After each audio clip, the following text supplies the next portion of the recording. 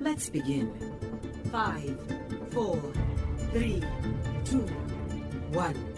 Watcher, welcome to another episode of Podcast76. I'm Ruskeydoo. And I'm Grey. And we are here once again to talk to you about Overwatch. Overwatch. Yum. Delicious. Let's get right into the summary. Yeah. There's been a PTR update. There's been an update. There is the welcome to Season 6. There is a making of Rise and Shine. There is the Junkertown comic, which is actually called Wasteland. And Blizzard make their own arena. And here's one I made earlier. Yeah, after sticking back plastic in a toilet tube. And you can make your own arena too at home. Yes. All you need is £1 million funding. Probably more than that. Yeah, probably. Well, it depends how big the arena is. Yeah, true. I mean, if you want to make an arena for Legos, then rock on, right? Yeah, absolutely. In fact, you could model one for, like, any number of people. That's almost like making it, right? Very similar. Yeah. Anyway, the PTR changes. Now, Yes. These are not really an update. They're like secret updates that they've attempted to fly under the radar. Dun, dun, dun, dun. You make it sound exciting rather It's than not. just... No. These are bland little changes. They've stopped Junkrat's tire from flying because Because- previously it could kind of fly if it went off a ramp. Kind of bullshit. I think what they did is they accidentally looped in some of Lucio's code or something where it sped up massively when it left a wall. Or something like that. I Something guess was... 'cause, like, what do they have for, like, stuff that runs along walls? But the tire doesn't run along walls. It's more like Hanzo. It is more like Hanzo. Oh, I'll tell you what it might have been, actually. It might have been to do with the way that when you leave an edge as Genji or Hanzo, you go up a little bit further than you need to, and it always kind of pops you up. And I actually find it really annoying. I just want to kind of like, just go straight up. Yeah, because a lot of the time what it'll do, it'll actually pop your head kind of slightly over a ledge so that you can be seen. Airtime gets you shot, right? Yeah, airtime gets you shot. Maybe that's a balance thing, but I think maybe it was including that code. And actually what was happening is because the speed has been increased, the amount of airtime you get off of it the pop was just ludicrous. Yeah. Okay. There we go. Maybe. Who knows? Okay, Doomfist Punchbox is a little bit larger. And this actually makes a lot of sense. I did try out Doomfist on the PTR, and I was going, hang on, wait, I'm not actually hitting things that I feel like I'm hitting. And I think they're just trying to find a bit of a mid-ground. What massively pisses me off about this is the same issue that people had with Hanzo's arrows. And it's just that, like, Blizzard, literally all you need to do is draw an energy field around something. Like, let's take Hanzo's... No. You're treating... This is a balance issue, not a... Yeah. But, like, loads of people, right, the reason they freaked out about Hanzo's arrows wasn't because of balance. They freaked out because they're like, this arrow has missed, yet it hits. And if they had the halo of energy around it, it'd be like, well... the halo of energy did the damage. I totally agree with you on Hanzo's arrows. Same with Doomfist. No, Doomfist is all about game balance, I think. No, I get that. But, like, a lot of what people were saying when they, like, were saying, you can just miss with Doomfist and you hit. Like, they weren't saying, this is unbalanced. They were saying, this is bullshit, because he clearly hasn't punched there. Like, if you just had a cone of force around him that was really obvious where it hit, I don't think people would feel put out at all, because they can see what's going on and they're not like, that was bullshit. They'll be like, the cone of force hit. It's like take Reinhardt's Fire Strike, for example. Yeah. That's got a massive big arc of fire. So when it swishes past you, and the like crosshairs wasn't on you and it hits you, you don't think, well, that's bullshit. You think, oh yeah, it's a massive arc of fire. Of course I got hit. You see what I'm saying? I do, and I slightly disagree. Fair. I do think a lot of it is actually just about balance. The bullshit of Doomfist hitbox is feels. I think. It felt like, hang on, that should not have hit me, and it felt like why did it feel like it shouldn't have hit you? Because the margin of error felt like it was just like, should this really count as a hit? I think that your perception of should that count as a hit, if like Doomfist say turned into a large cube that was his hurtbox and launched forwards, then you'd just be like, yeah, that clearly hit me. Maybe it's the perception thing, right? Now, the question of whether Doomfist is too powerful or not, and whether you need to like make it easier or harder to hit, that's a different thing. But what I'm saying is, Blizzard, oh my God, if you're going to have a bigger hitbox than the character, just put some kind of energy field around it so it can be like, yeah, of course that hit. Anyway. Whatever. Yeah. I'm glad they changed. They're making tweaks to it. Yes, they're going to make the game good. It's great. Yeah. Okay, lastly, they have nerfed D.Va's rockets a little bit because she was doing too much damage. She could basically just fly at people and hammer them really hard. Yeah, no surprise. Yeah. I think this has made D.Va a bit... I don't know. We'll see how it plays out. I think it's made her a bit more boring. I think you may be right. I think we're going to end up going like, D.Va's just kind of like, eh. Yeah. Then again, a lot of people thought that about the hog changes. And the hog changes have actually turned out to be way more interesting to play as than I thought because of the way that you just kind of run at people and then try to kill them. And if you don't kill them, you just heal and run away. Ooh, here's what I'm really worried about the D.Va changes. Go on. I think it's a massive Bastion buff. And Anyway, it's not that I think Bastion's like a problem. I just think Bastion's massively unfun to play against. oh, I see. It's okay. You're not saying it's self-buffing Bastion. You're saying it is like a buff to Bastion. Yeah. Like for the meta, this is a buff to Bastion. Okay. Because what's the Bastion counter now?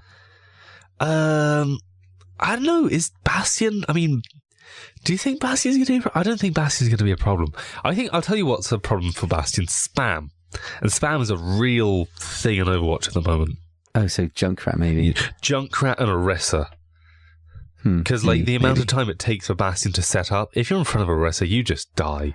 Yeah, you but die let's so say you fast. got a Bastion on defense with a Reinhardt and an Orisa, which I've played a couple of times in comp recently. And sometimes you win, sometimes you don't win. Whichever way it goes, it's odious. That's fair. I think that's, Bastion's kind of got its own little niche of problems at the moment. Yeah. Yeah. Anyway, that was the PTR, and there's also been an update to the main game. Oh my goodness, tell me more. There's been a couple. One is they fixed an issue that's occasionally caused allies player nameplates to appear red. That was it. That's literally an update. So anyway. Yeah, that was about it. Welcome to Season 6. Yes. Which is... I know, it's interesting, isn't it? It feels like this is the most changes they've had at the beginning of a comp season for a while now. Yes? No. Well, yeah. It's been a while since we've had changes at the beginning of a comp season because it's actually been like 3 months or something. Oh, yeah. Maybe it's just that, like... I think it's a bit comp seasons are so, like, big, long, I can't even notice. But not anymore. I'm looking forward to the shorter seasons. I think it's going to be a good thing. Yeah, probably. And I actually think they should go back to having slightly longer breaks in between to force people to take a break. No, but they suck, though. I agree they suck, but I think just a couple of days. I think that's just like 4 or 5 days. Just like less than a week. But to get people doing something else so they look forward to it when they get back. Yeah, just to like force people. Like, I think people get salty when you play something so often that you don't take a break. Like, I think there were just people who just... And I think the SL system's really bad for that as well. So far, I've been having a lovely time this season. Yes. But that may be due to, like, I'm kind of into Masters now. Yeah. In fact, this is a weird thing. So they've scrapped that thing where you start low and then have to work your way up. And they're placing people at their true MMR. And I've kind of had like a bit of a fairy tale ending to my placements. I did my placements. They went great.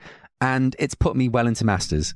Yeah. Which I was like about 3,300 at the end of last season. And you placed around 3,600. So you got up about 300. Yeah. Congratulations. Which, for the whole thing of like, shit. You know, when you're playing, obviously, when you're playing comp and you're like, man, I'm so much better than my team. I'm so much better than this. Why can't Blizzard just realize how good I am? And finally, I feel Blizzard has realized how good I am. Meanwhile, Blizzard has realized how bad I am and just placed me barely in Diamond. Which is weird, right? Because you were above that last season. Yep. But you've been consistently above 3,300. You were above 3,300 for a long time, whereas Yeah, and then I dropped back down. But... Yeah. And of course, this puts us in that awkward situation now where we can't actually play on the same team. Which is dumb. I'm just going to have to play some of the old... I see why they do it, but it does suck.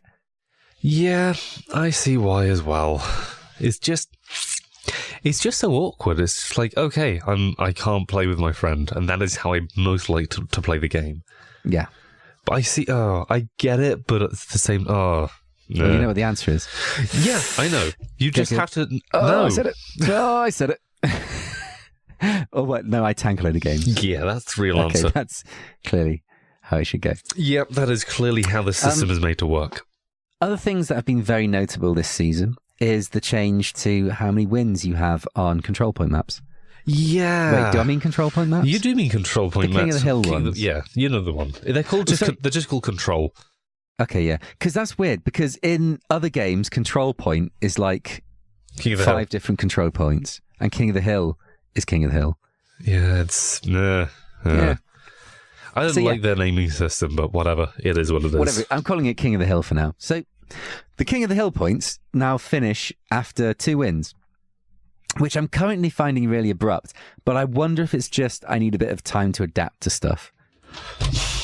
Maybe I'm still on the side of I dislike the change because it means you don't have those epic back and forths. I just also know that those games were their longest by far. Yes. But here's why I suspect it's a perceptional thing. If it had been best out of 3 all along, do you think you'd be like, they really need to move it up to best out of 5? I don't know. I do know that I enjoyed competitive King of the Hill a lot more than I enjoyed what's his name, Quick Play King of the Hill, because I enjoyed the longer games. Wait, but was it because of the longer games, or was it because Quick Play is somewhat of a shit show? Could be a bit of both. I mean, the nice thing here's another question, right? With it being like best out of 5, were you ever like, this needs to get a best out of 7? You see what I'm saying? But best out of 7 becomes a really long time. Like best out of 5 is a really long time. Best of 5 can be a really long time, but it makes for some epic stories, and it's made for some of the best games I've had. Like those games where you go 2 down, and then you go back to 2-2, and then you're 99-99 on that 5th point, and you're just really battling it out, and everyone's giving it their all. Right. But with a best out of 7, you could go 3 down, and then have to... And in fact, on a best out of 3, you could go 1 down, then pull it back even, and then... You see what I'm saying? It's like, I think it might be a perceptional thing. I'm not saying it definitely is. I'm saying let's just give it a chance. I'm willing to give it a chance, but at the moment, Fair enough. Yeah, so as a result, I'm finding the season really, really pleasant, and everyone seems to want to, like, teamwork really hard and stuff. I don't know if this is due to being, like, of a higher rank than I was playing before. It's I have a sample size of 1 in this case. I've had really mixed games. I've had some really, really pleasant games with some really, really nice people. And then I've just had a few games which are just a complete shit show. It's been really... I've not had any in-between games. It's been one or the other. Okay. It's such a small sample size. Yeah, entirely. So, yeah. That's it. We need to wait for more of the season, then we can judge it. In fact, we should do like a review at the end of the season with a sort of shorter season and see how we felt about it and such. I'm hoping it's going to turn out better for everyone.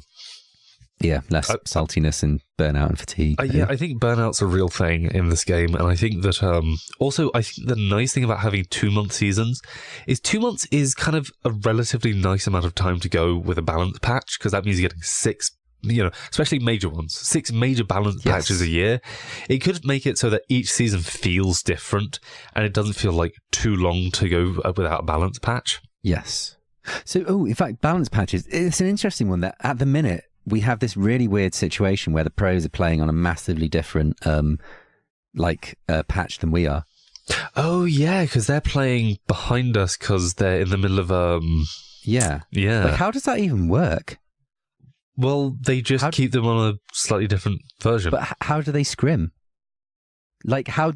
If I wanted to, like, play the pro version, could I? Well, they are currently all in a place together, right? Somewhere. Yeah, I imagine they're running on their own instance. Yeah, which is nuts. Like, the scrimming must be crazy because they're clearly playing like other teams, but not the team they're going to be playing because, oh God. Yeah, but it'll be a little internal system. That's what it'll be. Okay, that makes sense. Yeah. I don't think it's that difficult, but it makes a lot of sense, but it's also kind of weird. I'll tell you what actually is bad about the best of 5 thing, and that means that it increases the difference between playing normal Overwatch and playing competitive Overwatch, and real competitive Overwatch. Like, it means that you have to now get used to longer rounds and all these other things. I mean, it's not that big of a difference, but it does make a difference. I like the idea of having the casual game as close as possible to the game that people play seriously. Yeah. Just because it makes for a lack of disconnect. Absolutely. But that being said... Continuity, that's the word. It's not a huge difference. It probably doesn't make that big of a difference. No. And in scrims, you'd always set it a best of 5 anyway, so it's all a wash. Yeah. Next up, Blizzard have released a Making of Rise and Shine video. Yes. And it's pretty much entirely what you'd expect there to be in a Making of video. We just really wanted to explore the story of who Mei is and what drives her and how this video took her on a journey. I think the real story here is George Kurstick, who is head of story creative development. He lost a bet and had to wear the D.Va ice hockey shirt. Yes. Because, this one it's just so pronounced because the dude is wearing a grey flat cap and a grey t-shirt, and that's clearly what he wears. And they've just thrown this ice hockey shirt on him. I wonder if it does get passed around the office in a sort of you lose the bet, you wear the D.Va t-shirt thing. Yeah, I swear this is for if someone has the last of the coffee and doesn't refill the pot, they have to wear the D.Va shirt. Oh, it's kind of great. I love that D.Va shirt. I look forward to seeing where it pops up in the future. I'll tell you what I took away from this video. I took away that Blizzard really wants to get into kind of more emotional storytelling for their videos. And because if you look kind of through their big history, because they've actually got a real history of what were known as FMVs, these CGI videos, which are kind of very impactful on what the game is at the moment, stands up for the game. And if you look at their old Warcraft videos, they were just so cool for the time. They made you want to play the game. It's I want to play against that dragon. I've not seen anything like this before. Mind blown. It really, really was a big deal. And that's kind of where the whole history is, and what they want to do now is something that's slightly more emotional. And you can judge for yourself how they're doing. I thought they did a great job with The Last Bastion. I thought they did a good job in terms of tones with Mei, but the actual story just fell flat for me. The more I think about the Mei short, the more it irritates me. Yeah, I try not to think about it too much. She's this world-class scientist, right? And literally, she's faced with one of the most basic problems that humans have faced, which is, I am on a low place and I want to be on the high place. Now, ways that people have solved that in the past have been grappling hooks, ladders, staircases, and she literally decides what she needs is an ice gun. That is the stupidest thing, right? And I was thinking about this even more, and I was thinking, she's oh, I'm on the floor, I can't possibly get up there to do anything. And literally, right next to her is a flying robot. Come on! Come on! Yeah. Yeah. And then, and the solar panels. They're talking about how emotional the robot sacrifice is. And literally in the next scene, it's it's back alive, we got some solar panels. Yeah. I'm what? Did the robot did they not have access to the inventory? Also, shit.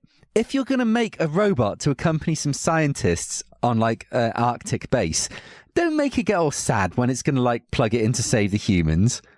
You want it to be I'm going to save the humans and be really happy and motivated to do that thing, because that's how you design a robot to do that, right? Yeah.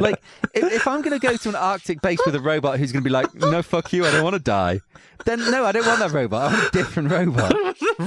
I want the robot that's going to kill itself. Yes, I want a robot. Right, if I'm going to some dangerous part of the world, I want a robot that is going to sacrifice itself for my life, if that makes sense. Well, it did. It did sacrifice itself. It just didn't do it happily. Yeah, and just I know. And there's other logical undercurrents that don't make sense. So Mei wasn't concentrating on leaving, which she does at the end of the thing. She was concentrating on getting the data out. So was she like committing suicide? Was that whole thing basically saying, oh yeah, I'll get the data out and then I'll just go back into my cryopod and die? Like, I mean, Yep.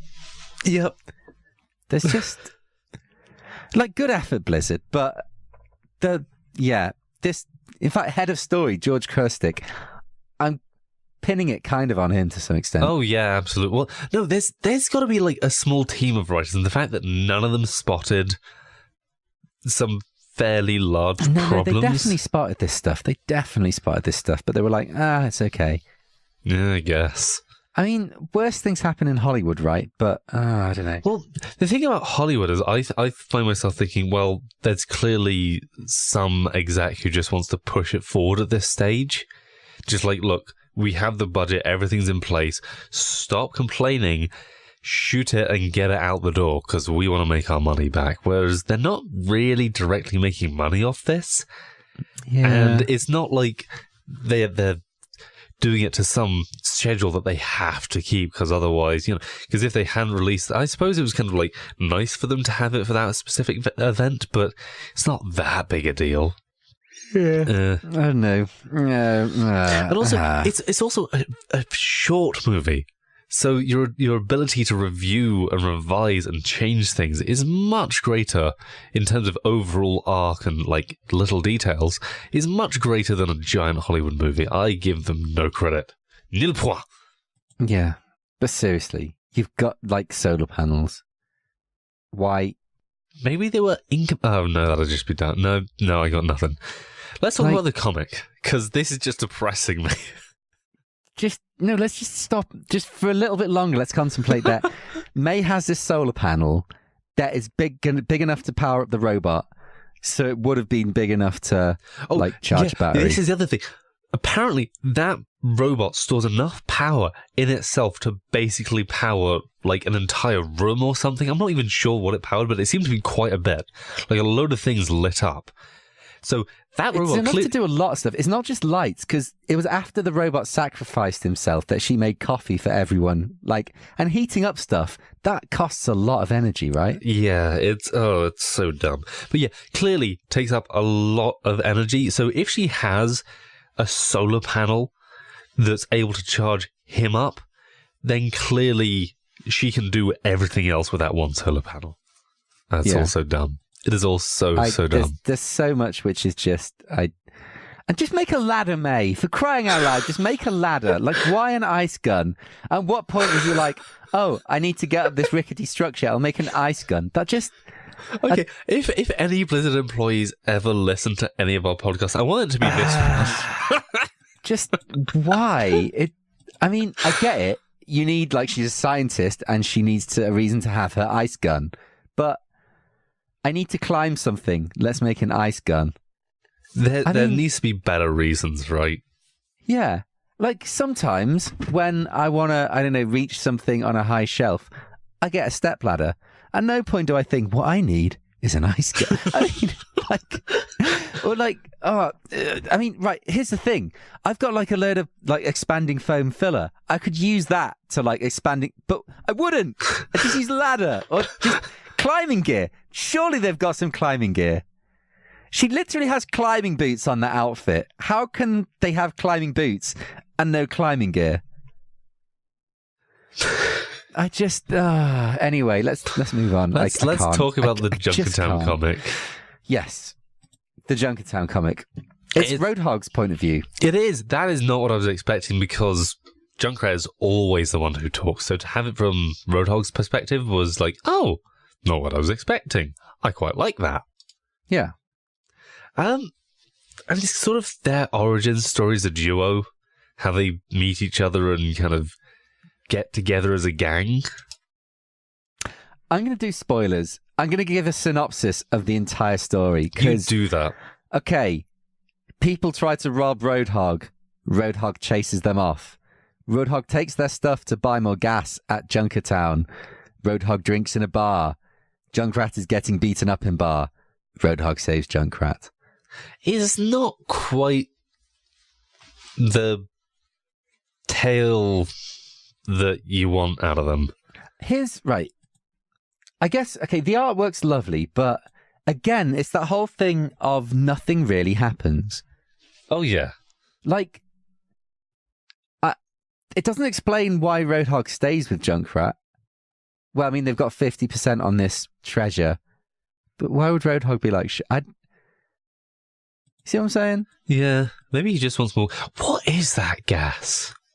It keeps him alive. He's a mutant or something. But like, what? There's no character development in this. Like, the only thing that I know from reading this comic that I didn't know before is that there's some mechanic that Roadhog buys gas off, and they met in a bar. Yeah, pretty much.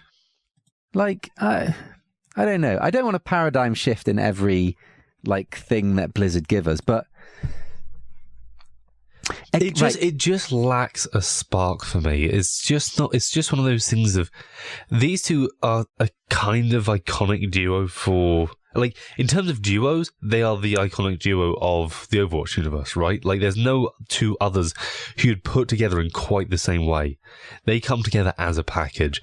And so you kind of feel like their origin story should have some sort of spark to it. Yeah. And it just doesn't make me feel anything except for, okay. In fact, I'm going to relate this to playing Dungeons and Dragons. Go on. Okay. When you play Dungeons and Dragons, for me, at any rate, you need a really good reason for the party to want to stay together.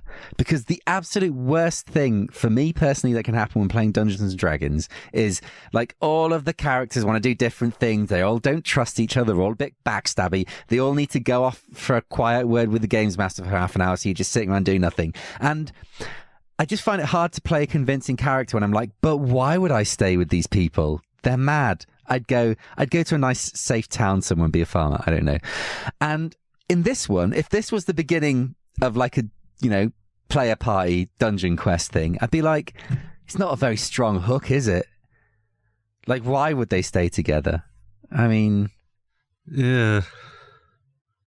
It's that classic thing of someone sticks around to get payment. It's such an old trope in a lot of comics, a lot of Japanese anime. Just that one character who sticks around because they're like, oh, I just want to be paid, and then they're friends. And it's like, yeah. Right. In fact, the final two lines just really show how not kind of gelling the team is. Roadhog says, the world deserves him, deserves both of us, and we'll make sure they don't forget it. Like, what? You've literally just met this dude. He's like some idiot who has some treasure, allegedly. Why? Like, yeah. Yeah, no. It's not much of an origin story. This is a how they met in a bar, and that's it. Yeah. Yeah. God, I'm really giving them a hard time, aren't they? No, I'm kind of with you on this, because I just feel like I could have written this. I'm right. I think I might know what's gone on here. I might be completely wrong, but this is what it feels like. They had to do, well, some of the comic people, like, I mean, if you've got people who draw comics, I imagine that's their job. So you need to get them drawing a comic, right? Yeah. This seems to me like they did this comic and they didn't have the story team signing off on what, was Roadhog and Junkrat's backstory. All the story team were working on the Maze short. They had this comic. There's not really much story here.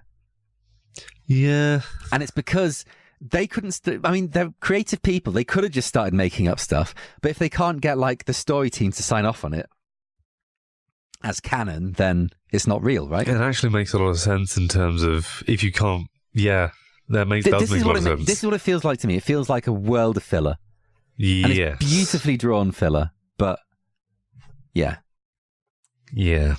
Okay. Yeah. No, I could accept that. I don't know. We don't really know what the explanation is, but I could accept that as an explanation. Yeah. But damn it, it's pretty. Oh, it's very well drawn. Like, while I'm being cynical about stuff, this is a really pretty cartoon. They did a great job. I love the palette. It looks really, really nice. Remember to zoom in so you get actual pixels when you look at it? Oh. Because is it artifacting when you shrink an image and look at it, and it's all a bit...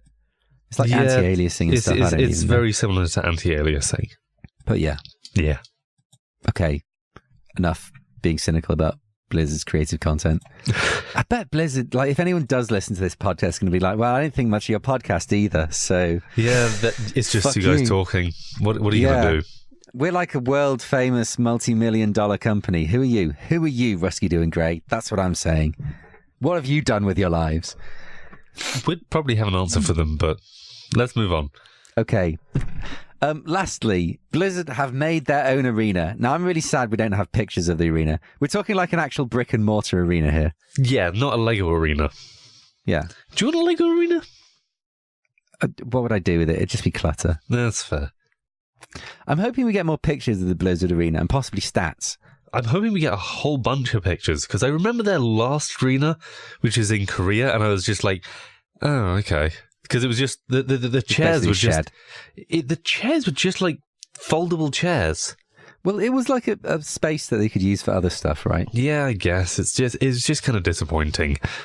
Because I remember that, like, the League of Legends arenas that they hire out, where they've got the big thing in the center, and there's just thousands of people crammed in there, and it's what you want out of an esport. If you're going to have an esport, yeah, you want somewhere that there's going to be a real atmosphere.